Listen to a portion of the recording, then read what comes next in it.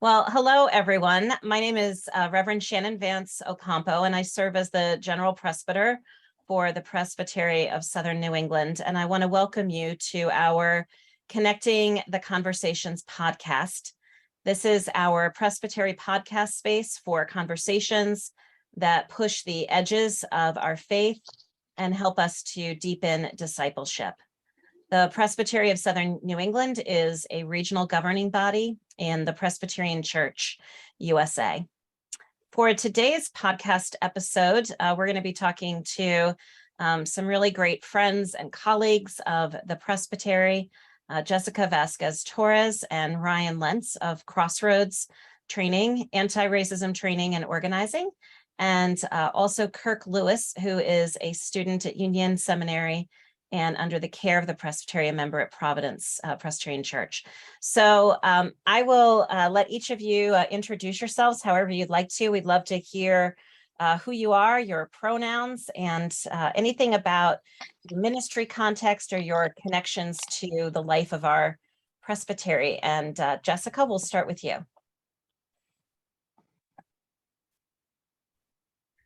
Thank you, Shannan, and thank you to the Presbytery for the invitation to be with you. As Shannan said, my name is Jessica Vazquez-Torres. I use her pronouns.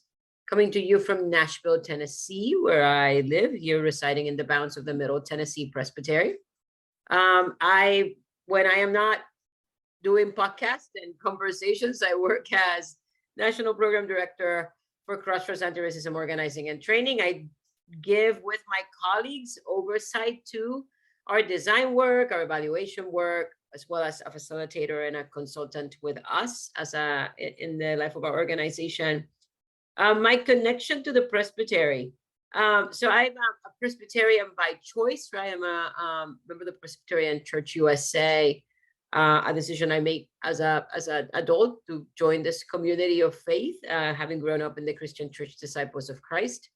And I have been journeying with this presbytery for the last couple of years as it faithfully seeks to and lives out, I think, our commandment to be a church that is inclusive and welcoming, but also a reflection of who God calls us to be. And so that I see my relationship to you all as being one of sort of sojourner and accompanier. And so it's really good to be with you today. Thanks, Jessica. We're so glad you're here. Ryan, you're the newest to our group. We'd love to know more about you. Tell us about you. Great, thanks, Shannan. And hello, everybody. My name is Ryan Lentz. I use he, him, his pronouns. I'm a trainer and an organizer with Crossroads Anti-Racism Organizing and Training. I've been part of our staff for about 2 years now, full-time, joining you from Chicago, Illinois. Have lived in Chicago for about 16 years now and have been a Midwesterner for my whole life. I joined this conversation as someone who has been collaborating with the Presbytery for about 6 months now.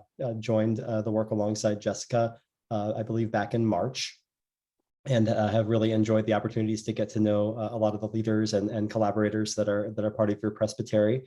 I think it's also helpful for you all to know I enter this conversation as a fellow Christian. I am a lifelong Catholic, and so much of my career has been in Catholic social justice ministry, and that's a journey that led me to ultimately doing this work full time in anti-racism. And similar to how Jessica kind of framed it, I believe that it's really critically important that we have these conversations in our faith tradition, that we recognize the gospel call to be people of justice and action, and that certainly animates the work that I do here at Crossroads. So excited to be part of this conversation and be part of the journey with you. Thanks so much, Ryan. And Kirk, one of ours, please tell us about yourself and what you'd like to share. My name is Kirk Lewis. As Shannan stated earlier, I am a member of Providence Presbyterian Church and entering my 4th year at Union Presbyterian Seminary in Charlotte. I am also the former co-chair of the Anti-Racism Committee / team.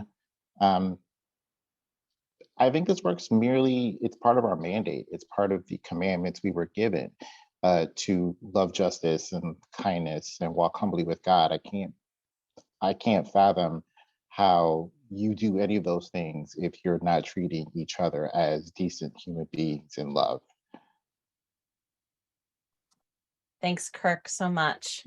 So just spinning off some of our introductions, you all began to talk about it a little bit, but I want to begin by, as we do this podcast episode and talk about our trainings, which is the next phase of our work that will be coming up this fall, I want to kind of go back and talk about the why. Why are we doing this work as a presbytery? Why would a presbytery, a regional governing body in a denomination, adjudicatory, why would we be involved in anti-racism work? What's our particular theological bent around that as Presbyterians? What's the underpinning? What's the work?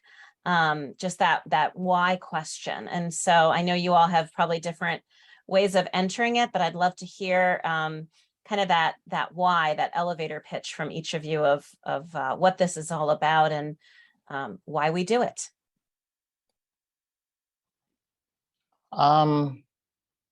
Why? I think all that's kind of alluded to the mandate of our Christian call to be with each other and treat each other in love. I think about, things like Luke chapter 4, verses 18 and 19, where we are to preach freedom to the captives, give sight to the blind, set the oppressed free, and proclaim it is the year of the Lord. I think in our presbytery, since I guess if we're counting not the vision and mission team, but merely just this work since I guess 2018, we've had an opportunity to reflect and look at ourselves a little bit, to wonder, are we who we say we are? And begin that hard work of introspection as to, if we're not who we say we are, one, who are we? Two, do we want to continue to be who we are, or do we want to figure out how we can be who we say we are? I think theologically as Presbyterians, by default, we are a people of committee, a people of group. And you can't, even in group settings, there has to be some sort of relationality and not necessarily all the siloing that has become part of just our culture, maybe more pronounced in the past 5 years. Thanks, Kirk. Those are helpful reflections.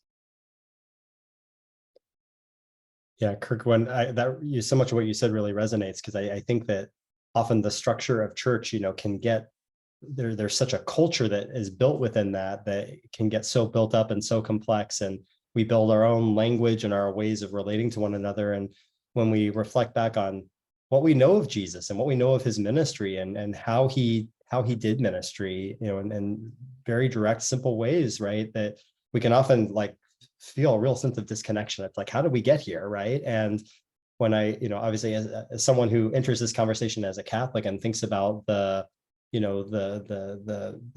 mandate, right, to recognize the dignity of each person, to be in right relationship with one another, to not just compartmentalize our Christian faith to what we do on Sunday, but that it has direct implications on how we show up in the world and how we act corporately, right? Not just individually, but that there is a reality of social sin that gets in our institutions and in our systems that we need to grapple with, and we need to be able to tell the truth about. I so appreciated that you brought that in, because I think oftentimes we can operate from this good Christian, we have a lot of investment in our identity as good Christians, right?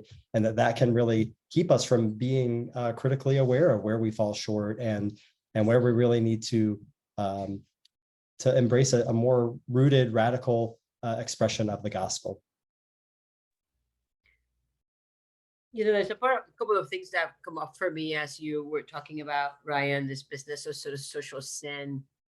One of the pieces of our Reformed tradition that we don't often refer to, but that I feel particularly affinity with, is this idea that there is this doctrine of total depravity, right? And of course, I do not in any way mean or believe in original sin. Do I believe that we are predestined in any particular direction? But there is something within that doctrine, this idea that that we can in fact become co-opted or to participate in or to become enmeshed in structures that in fact generate sin, they generate harm, they generate harmfulness in the world. And that there's an important role that we play as religious folks, as Presbyterians, to both be confessional about that, right? To, in our confessing tradition, to be able to say, we participate in sin, and the sin is not just personal, right? The sin is not just individual, but it is the sin that comes through my connection to systems, to institutions, to social arrangements that I have no control over sometimes, but that I am a participant in, right? And for me, the question of anti-racism is a question of how am I responding to the social arrangements, the political, economic, cultural environment that in fact co-opts me to participate in systems of depravity, systems that cheapen, dispose of, limit, diminish, like God's creation, that make it into objects to be exploited or make that into things to possess. And so for me, part of why this work of anti-racism matter is not simply so that we can become like more diverse or so that we can have better fellowship with each other. I think to me, they are a critical part of the life of the church, because it is one of the ways in which we are countering actively the kinds of powers and principalities that Apostle Paul talks about, right? That in fact cause us to be co-opted into to betray our own commandments, right? Kirk, you said, what does the Lord require of you? But to walk humbly, to walk humbly, right? To do justice, to love kindness. And, on my other hand of that, I want to say, and we all the time participate and are conditioned by systems that cause us to betray that in the name of social advancement, of economic advancement, of self-preservation, of survival, right? And so how do we deal with that tension between what we are called to be and what the structures of our society set us up to show up as? For me, that's the work of anti-racism, is to surface that, is to have us be critically aware of that, and to have us then be responsible and accountable for how we interrupt or dismantle those systems. Thanks so much, Jessica.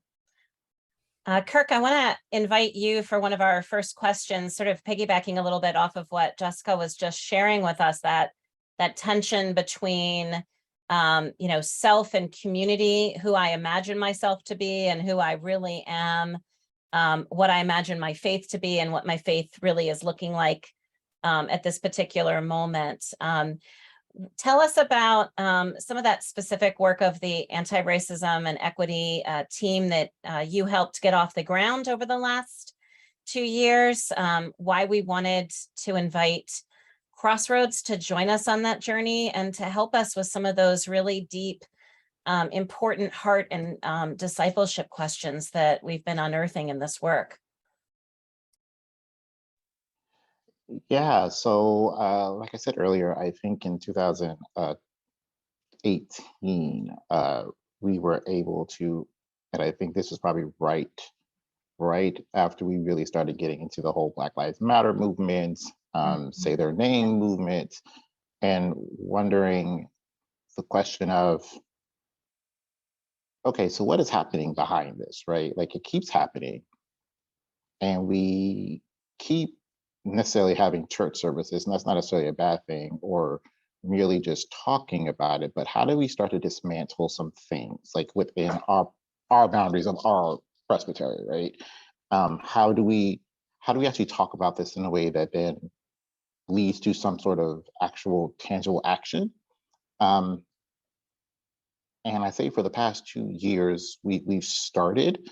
We have had a couple of trainings, a couple of book groups where we kind of, with one of the books that kind of was a local writer giving her experience of racism in the Northeast. I know, shock, there is racism in the Northeast. It is not necessarily historically what we think it is.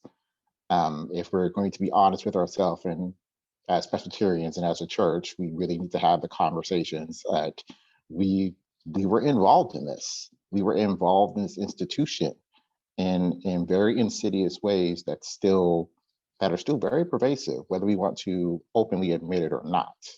The manifestations of them are still very real, even in our own personal presbyteries. So in trying to get with that work, we started working with Jessica first in 2018 to start to ask ourselves those critical questions that she mentioned, to be in between that tension space of, here's what we're called to do. Here's what we say we are. And in that space between, what is the mechanisms that are blocking us from making that clear connection? What are the things within ourselves that those powers and principalities, not big powers, principalities, the smaller ones, the everyday ones, the ones that are in our actual, in our pews, in our sermons, in our hymns, what are those things that we can start to begin to sort of dismantle? It has been a journey that has been honestly difficult on both sides of the equation. Because if we're being truly honest, these conversations of anti-racism in our personal spaces and our personal relationships, they suck. Let's just be honest about it. They suck for everybody. Nobody's really, kumbaya after the fact. These are kind of hard introspective questions that I think are quite necessary. And I believe our group from 2 years ago into now are still doing very, very good work. I know a lot of people in our culture want, that instant gratification, that instant fix, but I think the steps that we strategically have taken over the past 2 years and going forward are the things for the marathon that this is. If these institutions have been around for 400 plus years just in the Americas, and we can, look at church's empire from, 900, 600, there is some work to catch up to. And I think we have done really good work, slowly but surely beginning to truly look at ourselves introspectively and dismantle some of those things with the help of Crossroads. And I think the help of Crossroads has been, vital, because we had some folks outside of us who can objectively look at us and kind of point out the places that we are maybe, I won't say hesitant, but maybe slower to get to, for whatever reason it may be. And their leadership has been, in my honest opinion, wonderful for us to look at ourselves in those spaces that we sometimes shy away from in the mirror. Yeah, those easy to avoid things, right? So easy to avoid, we don't even know when we're engaging in avoidance, right? Because it's become so easy. I also think, as Kirk, I appreciate you raising the historical arc, because this presbytery is, of course, a merger of other presbyteries and isn't historically as old as you might imagine it to be, being in this part of the United States, because we have some presbyteries in this part of the PCUSA whose history goes back, 100 or 200 plus years. But of course, the history of our bounds is, you think about the landing of the Mayflower, that's in the bounds, geographic bounds of this presbytery. That's part of the racial history that we all swim in. Just chapter 3 of the 1619 Project book, I'd love to read that sometime with the presbytery, because that's all about sugar and the slave trade, and how Rhode Island especially profited off of that, and why Newport is such a rich place. So these are things, there's lots of other things to talk about. We could go on and on, but there's a lot of history here, and there's a lot of baggage, and there's a lot of stuff, deep, and it's in the mix, and it's in the soil of, who we are here in this place, and even just the land that our buildings rest on, right? So I appreciate you bringing that up, Kirk, because I think that's the depth that we hope to plumb, but it's going to take time, and we're going to go on different stages with it. So I appreciate it, Kirk. Thank you. I want to pivot a little bit from the work of the committee and the specific work of that group as they, do the actual on the ground work in the presbytery. And again, they're not doing it for us. They're setting up the container and the space for the work to happen in the presbytery and inviting others into it. But we are now into our second contract with Crossroads, and this next contract is all about extending the work out. The first part of the contract was getting that team really strong, and now we're going to start reaching out into the larger presbytery. And so the first big part of that is going to be this 4-part training this fall that's beginning in just a few weeks on October 1st. And it's going to be on these Wednesday evenings, 2 evenings in October and 2 in November. And Jessica and Ryan, can you talk about these 4 trainings, what the arc of them looks like, what folks can expect when they will be entering that space, what they can expect in terms of where to be taken, what they're going to be gleaning, and what we hope for them in this, and anything you want to share with us about what we're about to journey through together for the next 2 months as a presbytery. So I think what I want to first start by saying is that in this first of 3 series, we've structured a process that would look something like this most weeks, right? It would include, over the course of those 2 hours, we would spend 15 minutes centering, opening with prayer, grounding ourselves, not just simply starting in. We want to think of this time that we will spend together as worshipful work. So 15 minutes of those 2 hours are spent in centering time and grounding ourselves. 75 minutes of that time are going to be spent in us offering content. Most of the content will be arranged around a question that we are going to answer. And then 30 minutes of our time will be spent on a Q&A. We will be using Zoom webinar as a platform, meaning you'll be seeing me and Ryan, you'll be seeing members of the Antiracism and Equity committee team, and everyone else will be off camera, but you'll be able to interact with us via chat, via Q&A.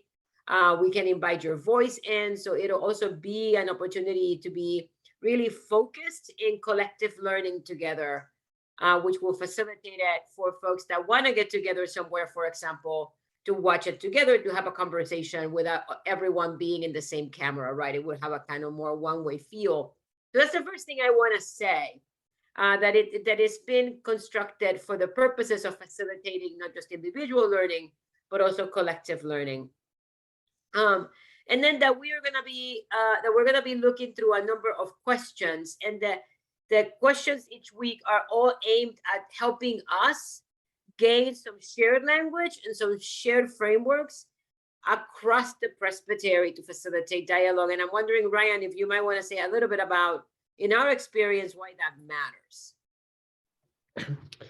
Yeah. And, certainly I think you'll see as we go through each of these sessions, that'll really be clear. But we find that it's really, really critical as we're having these conversations within an institution, within a broader communal context, that we are all on the same page about what we're talking about. That so often, especially when we're opening up conversations about racism, that we can approach the same word with very different understandings and very different presumptions about how we're operating. And what ends up happening is we end up talking past one another and at one another.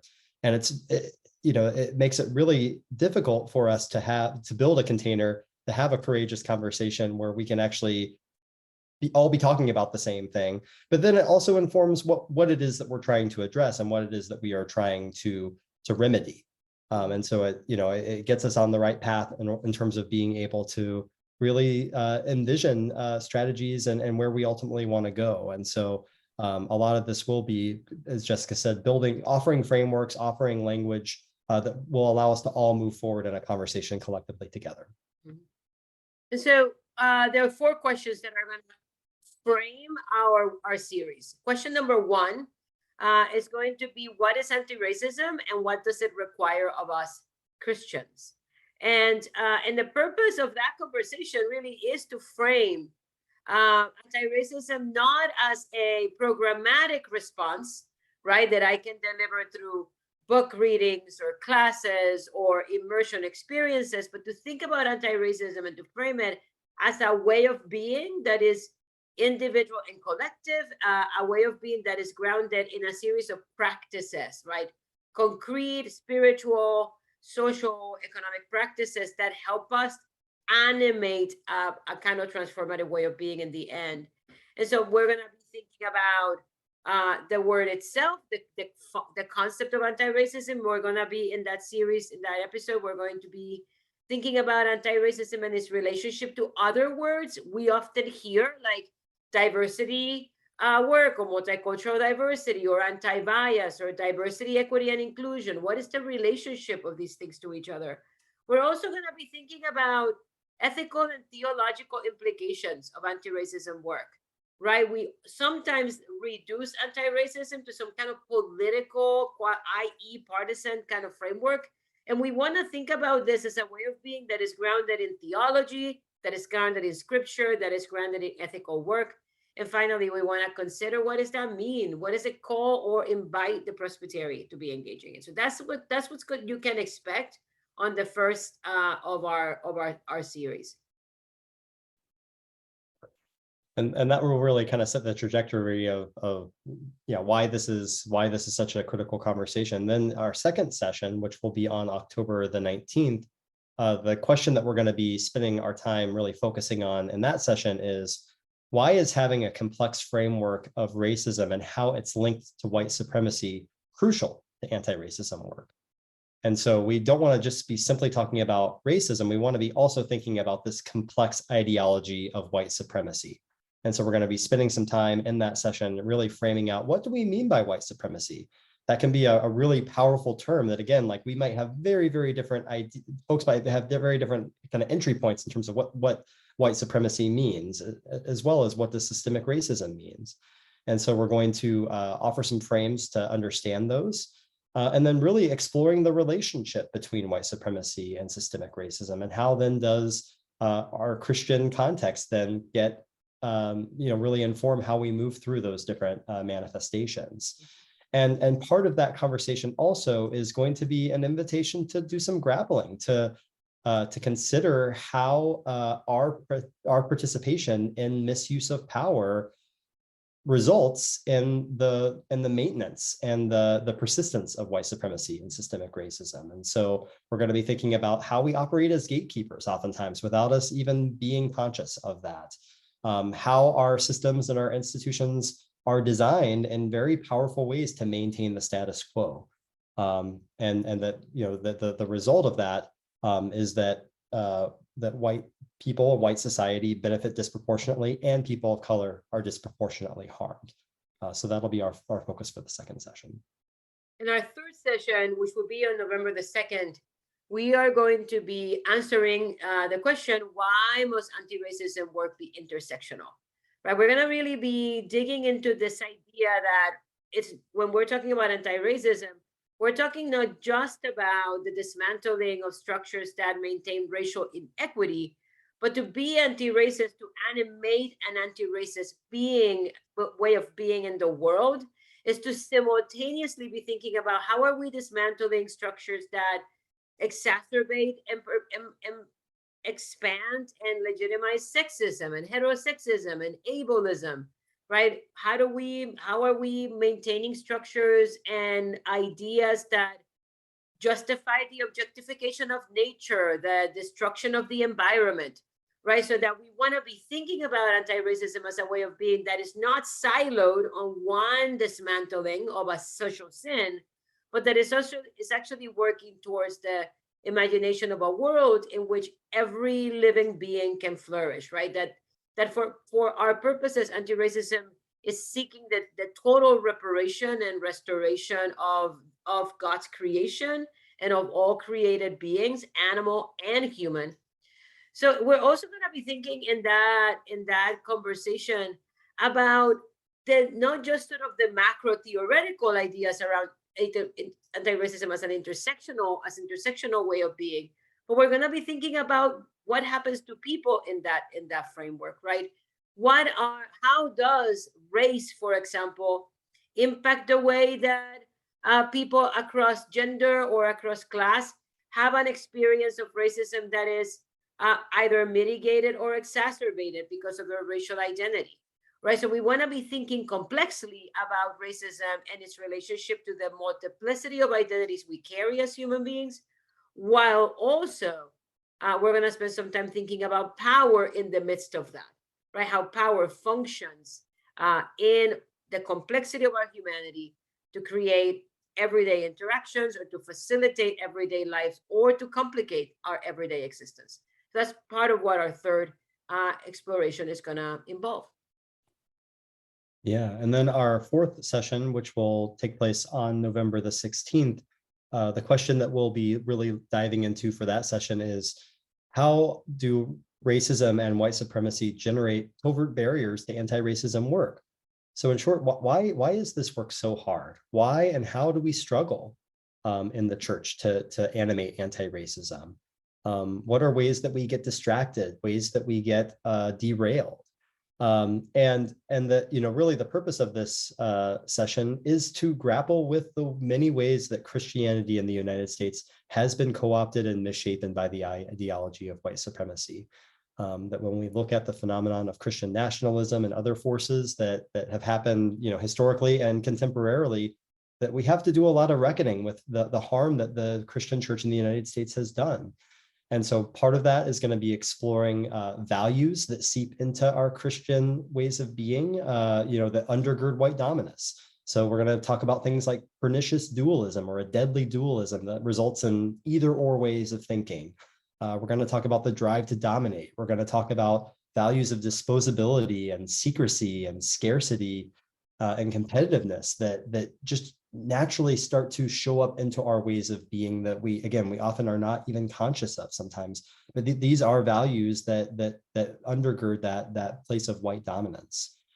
We want to consider how these values shape our experience of the church, and that they do serve to inhibit anti-racist transformation. And so then, given that those are values that get in the way and that hold us up and that often keep us from really, I think one of the biggest things we would say is that these are values that really squelch a sense of imagination to imagine anything different. Then what are some other values that can drive transformation, that can transform us as we try to live in them, and can be a source of animation and inspiration to expand our imagination and to start to practice new ways of being that really point us towards that trajectory of anti-racism. Thank you so much, Jessica and Ryan, for all of those thoughts about the training and a deeper dive into what we can expect in the 4 sessions. I love how they build upon each other and also really get us to look at this issue of collective sin and collective repair. Where I think we're at one of those pivot moments in the life of the church, in the life of those who live in North America and the United States. We do ministry in the United States, so that's maybe perhaps one of our first focal points. And we're in that moment where what is Christianity? What is Christian faith is really something that's out there being contested all the time in the public sphere. Where do we find ourselves? Who are we? What are we? Is our discipleship one that is pleasing to God and in the direction that those who follow the way of Jesus would go? So these feel like important questions to me. I remember growing up, my home church did adult education every Sunday, and my parents used to participate in it all the time. And like any good Presbyterian church, lots of those revolved around books, of course, that they read and worked on, and they brought in speakers, and it was sort of that very traditional way of doing Christian education for adults. And so I remember watching a particular bookshelf in my house growing up grow over the years as all the books lined up from the adult education classes they took. But there was one that they took, and I'd have to go back and Google it and to remember the name of the speaker. This book, it was written in the 90s sometime. maybe late 80s. The book was called The Monday Connection.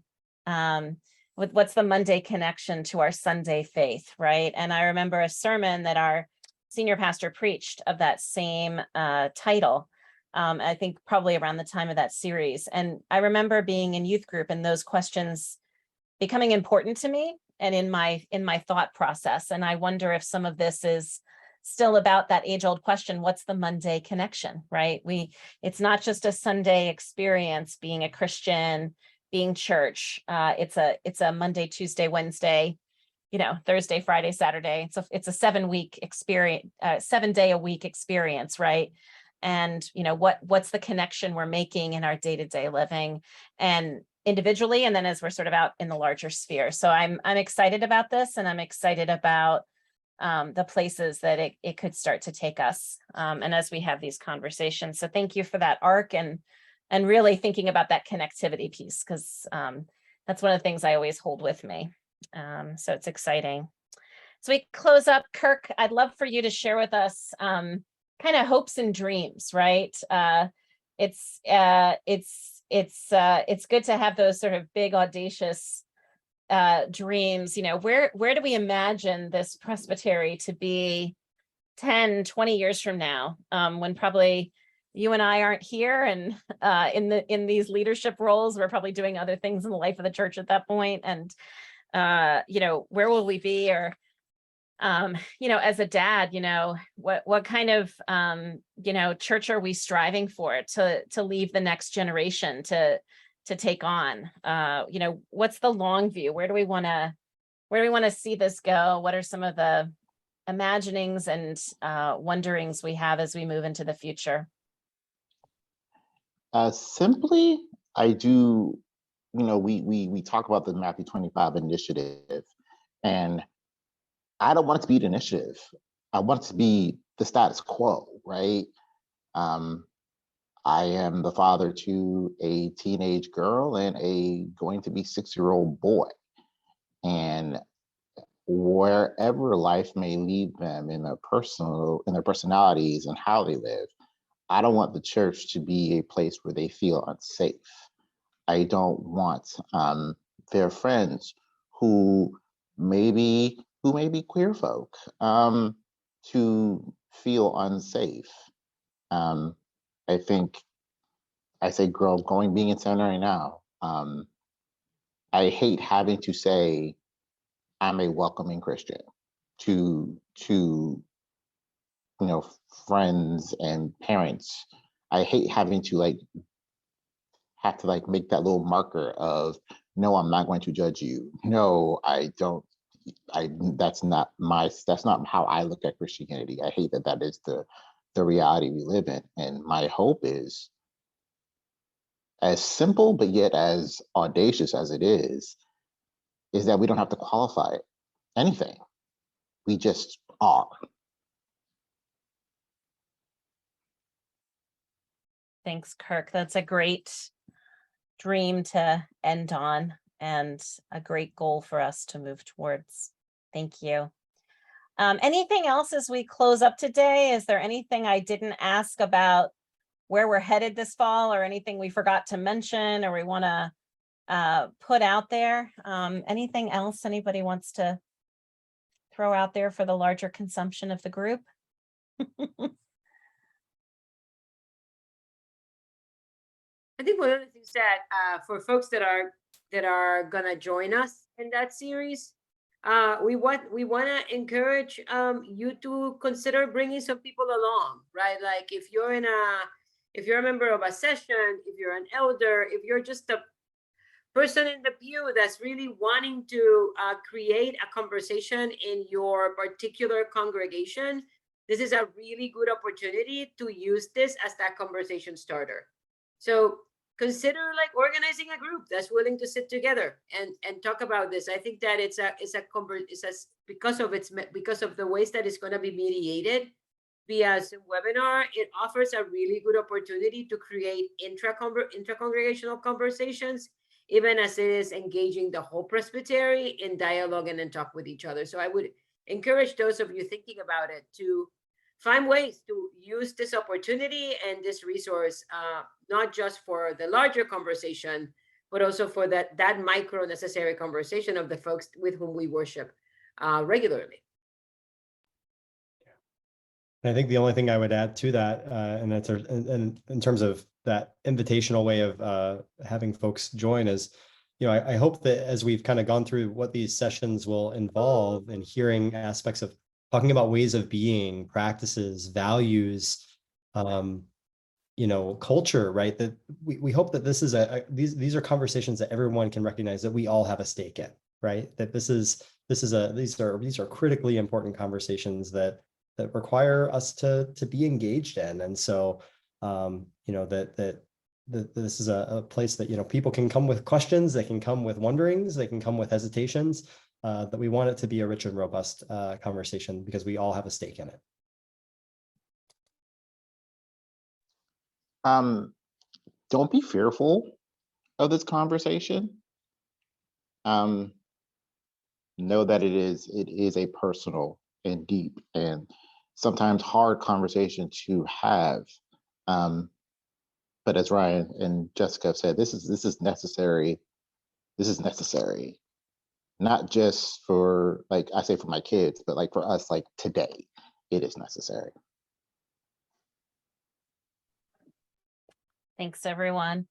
We are also encouraging everyone who is participating in leadership on committees of the Presbytery to also take this training, because this is an undergirding of how we show up as the Presbytery in other spaces. And so those of you listening to this podcast who are serving on any of our committees or teams of the Presbytery, we really want you here. We talked about this at one of our committee meetings this morning, that we really want to set it as an expectation for all of those folks to also participate.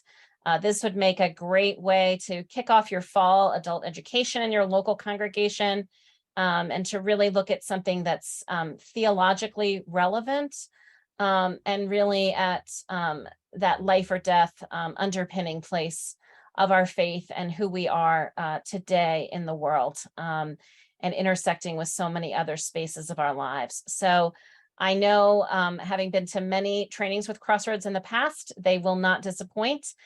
You will be changed by this experience, and the Spirit will absolutely be showing up. So I look forward to everyone joining us. And I want to say thank you to Jessica and to Ryan and to Kirk for joining us on this episode of Connecting Our Conversations. And I look forward to seeing all of you soon in our trainings. Thank you.